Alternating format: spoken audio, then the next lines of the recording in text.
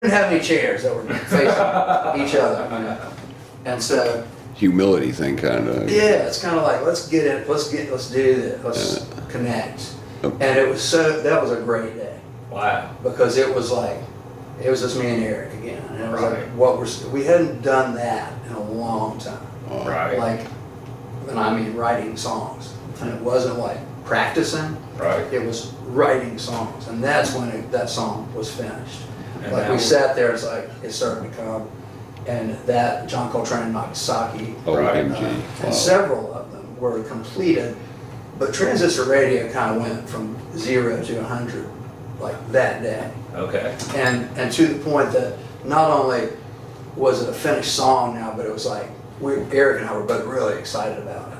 Nice. And to see Eric get like that, Right. it's like, man, he said something, man, I can't wait to record this, you know. And anytime Eric's that openly demonstrative, Right. you know you're on to something, you know. Certainly. And that's just the kind of song that he and I always loved as kids, and just like these punky, but it's like a pop song, and punchy, like, you know, quick. Right. It's not messing around, it's not stretching out jams, it's like quick and to the point, you know. Would you say that that's the closest on this album to the early Blood Kin? Probably so. Okay, I think so too. That and or something like, you know, Man in Trouble in Metal and Wood, because we used to do some, like even in the early days, like blues stuff. Right. And so yeah, so stuff like that. Okay. Yeah. How long do you think that was after the stroke? Would you guess? That was a while. I don't remember. I'm so bad at dating things. Yeah, I know. But I mean, it wasn't like a week or a month later. It was Right. ways down the road. Months. Yeah. Okay. Yeah. And did you have any concept? I mean, and I'm sorry, but you know, the stroke was 2016, Right. and we started recording. What? We recorded the record. Was it all in 2019? We first went to the studio in March of 2000. I think it was all done in 2019, like or the bulk of it. Right. And so we wrote Transistor Radio right as we were going into the studio. Like we may have been going in the next day or next week, like it was imminent. Gotcha. And we were still like, you know, we need a few more, like, and that's why we sat down on the floor. It's like, let's just sit down and write some stuff. Right. That's, you know. And so it was just, that one came right as we were going into the studio. Okay. And then at the tail end of the sessions, I've told you, on the last day of band recording, Cantina Fever Right. came together. And so those were kind of those two songs kind of bookended the studio time. Okay. And I found, and for me, they were both kind of triumphs. Right. It's like we came, and you know, we came up with some other stuff too, like sitting on the floor that day. Right. But I remember Transistor Radio at the moment as being the thing that we wrote the most of it that day. Gotcha. And it was the thing we were excited about. John Coltrane and Nagasaki, we kind of finished it, but we already had more of that, Right. you know. And but anyway, so yeah, that was, and sometimes that's the thing, like, you know, you can think about it or plan on it or talk about it for years. And I Right. mean, making a record. But when you're going in to do it, it's like, there's no bullshit. It's like showtime. Right. And you better have the songs. But the thing is, it spurs that, it makes it happen. Right. Like now you have, it's ball, you know, this ball game is on. Game time. Like you gotta show it. you know? Right. And so we knew that, and I think Eric and I both, and all the guys in the band, you know, we wanted to make a really good record. Right. And in fact, I mean, I guess everybody would say that, but it's like we weren't even gonna show up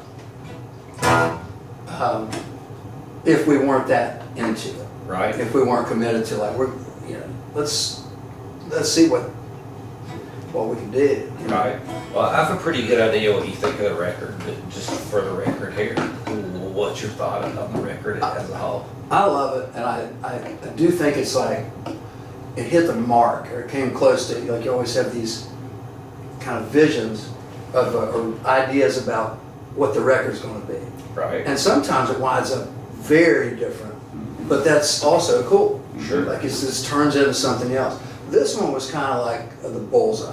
Like Okay. this is what we were shooting for. Right. And it's the best sounding record Blake has ever made. It has a lot to do with David Barbie and his Neve console, and just after having worked with him for whatever it is, 20 years in the Right. studio and doing a lot of stuff,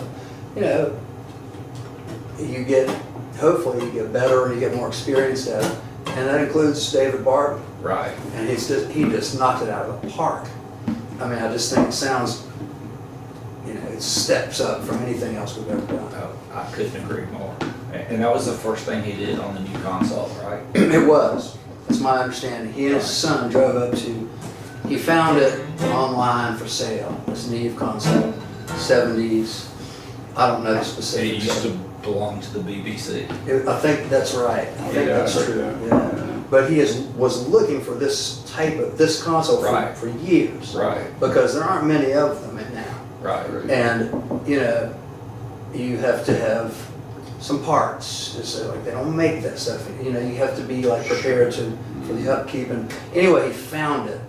And his son, I guess they rented some kind of truck or drove up to, I think it was New Jersey, and got it. Rhode Island. Something like that, somewhere up north. Northeast. And they went and got it. And he was like a kid on Christmas. He Right. was so excited. It's like he come over, like he wanted you to come over and just look at the console. Like I said, I don't really know what it means, but it looks great, man. He was excited. And he figured out how to work it Oh, to a T oh very yeah. quickly. To be clear, it's him on the console. It's just Right. like a guitar. Like this can be the most expensive, beautiful guitar, but if you can't play the guitar, it doesn't matter. Right. This is David Barbie, but it's his dream console. Is the way it's like this is the one I always wanted. Yeah. And That's it's the just right out of the box. It's like it's just kind of hard to put your finger on, but it's like you can tell the difference. Would you agree that it makes the difference on this album? Well, I think it's one factor. I Yeah. think there are other factors, like, the band was just, everybody in the band, Right. I think, just killed it, and above and beyond Call of Duty. I think that's a huge thing, Certainly. of course, and just kind of, the time was right, Right. We were itching to do it, Nice. and that was, but the console is a part of it. It seemed like a huge part of it to me from Yeah. when I walked in. Absolutely. Well, will you do a little bit of Transistor Radio, then we'll talk about the All Train?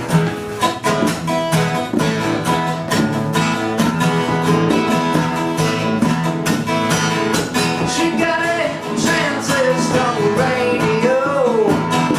Every day she's hearing more. Revolution in rock and roll. I'm here from Mexico on the transistor. She got a transistor hand size. Straight out of 1975. She's tuning in, she don't lie. The music beyond space and time on the transistor. Hey, she's a tough little American. They'll stop at the president. Much love means let's Chicago. She's tuning in on a worldwide outlet radio on the transistor.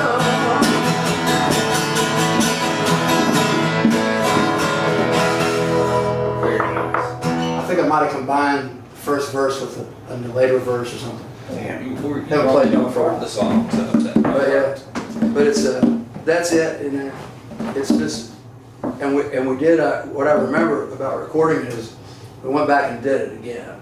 Right. Because we did a version of it pretty early in the sessions, and it was just like, man, at some point we're like, we can beat that, Right. Because I think we're talking about what we could overdub or how to make this stronger, or like, let's just play it again. Right. And we were rolling then, and it's like, Gotcha. yeah. The she you talk about, was that any specific person? Well, no, Okay. It's I not- didn't think so. it's not a specific person. I have images of it, but that's, but it's just, it's kind of a youthful thing again, I think. And I think it's about, it's like freedom, though, is a heavy word, like what that means. Right. But you know what it's not. Like you know what I mean? It's like telling me putting my fucking kid in a cage and keep taking him away from me isn't freedom. Or, to get political about it, it's just like that stuff didn't feel right to me. And seeing people and knowing people who live on the border is like, look, these people are friends. Right. We work with them. We don't give a fuck about this imaginary line, and you're not going to tell me who my friends are. I don't give a fuck about who's president Right. in either party, Sure. So that kind of shit just rubbed me the wrong way. Right. And I just like the idea of like, well, this chick out at the border river swim with the transistor radio is like, you can't keep out radio waves. You can't keep out Right on. pirate radio. Like, man, we're going to hear it and we're going to feel it. That's a powerful thing to me. The way you just described it made it much more powerful to me. I felt it. I want to meet her. Yeah, exactly. Exactly. Yes. Who is this mystery woman?